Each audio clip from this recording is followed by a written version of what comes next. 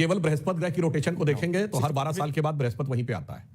परंतु हमारे ज्ञान का विस्तार इतना था कि सिर्फ सौरमंडल में ग्रहों की स्थिति नहीं, उसकी पृष्ठभूमि में जो नक्षत्र दिख रहे हैं, यानी ब्रह्मांड का जो पूरा स्वरूप दिखता था, वह हर 12 साल में एक रिपीट नहीं होगा। जैसे मैं दर्शकों की समझ के लिए बताना चाहता हूं कि सूर्य हर दिन 12 बजे आपके सीधे सर के ऊपर होता है, पर इसका मतलब यह नहीं कि सारे आकाश में सब कुछ वही होगा आज 12 बजे जो कल होगा।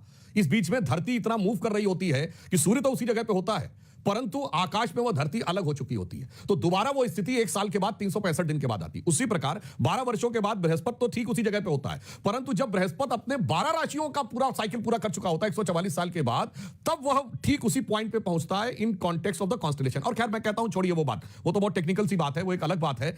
यहां पर तो इस बात पे गर्व होना चाहिए था ऐश्वर्य जी कि हमारी वो संस्कृति है जिसको की इतनी वैज्ञानिक जानकारी थी कि बृहस्पति ग्रह का रोटेशन पीरियड 12 साल का होता और उसके आधार पे बनाते हैं। और ये वो लोग हैं जो उन लोगों ने हमको ज्ञानदेव पाणे बन के ज्ञान सिखाया, जो कोई कहता था धरती स्थिर है, कोई कहता था धरती चपटी है, कोई कहता था धरती ब्रह्मांड का केंद्र है, सब कुछ धरती के चारों ओर घूमता है, और इसके लिए फांसियां दे रहे थे, इसके लिए सजाएं दे रहे थे, कोई उल्टा बोल दे तो जान से मारने की धमकी दे रहे थे।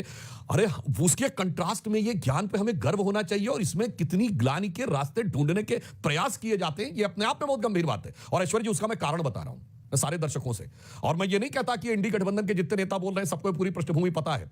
ये सारी चीजों की शुरुआत कहां से होती है आज मैं बताना चाहता हूं कि एक पिछले 4-5 वर्षों से अमेरिका से एक रिपोर्ट पब्लिश होती है, रिलीजियस फ्रीडम इंडेक्स, जिसमें भारत के खिलाफ 5-7 सालों से अनाप शनाप कुछ ना कुछ लिखा जाता है। अब जब से यूएसएड ने सैंक्शन रोका है तो यह बात प्रकाश में आई है। उसकी चीफ कोई लेफ्टिस्ट ओरिएंटेशन की इंडियन ही महिला थी, उनको जो पैसा आ रहा था वो जॉर्ज सोरेस के फाउंडेशन से आ रहा था।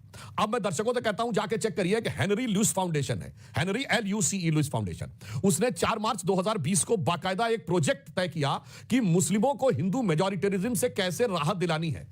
तो उन्होंने कहा कि हिंदू समाज के बीच में कास्ट का इशू बढ़ाना है। यह पूरा मैं फैक्ट के साथ बोल रहा हूं। इसके बाद $4 लाख लगभग उनको मिले केवल प्रोजेक्ट रिपोर्ट बनाने के लिए। और मैं विनम्रता और चुनौती से पूछता हूं, यह मार्च 2020 से पहले इन लोगों का कभी कोई उदाहरण बता दीजिए जिसमें इन्होंने जाति का इशू उठाया हो। अचानक उसके बाद एजेंडा, अब देखिए अगला स्टेप क्या हुआ। 2021 तमाम बड़ी बड़ी यूनिवर्सिटीज में कॉन्फ्रेंस होती है, डिसमेंटलिंग ग्लोबल हिंदुत्व, कोई जाके चेक कर सकता है, अमेरिका की आईवी लीग यूनिवर्सिटी में। इसी प्रकार के संदिग्ध संस्थानों के द्वारा वो होके, यानी संपूर्ण विश्व में हिंदुत्व को ध्वस्त कैसे करना। रत्नाकर त्रिपाठी जी ने भी उसी बात को आगे बढ़ाया कि भाई हर महाकुंभ 144 साल बाद होता है।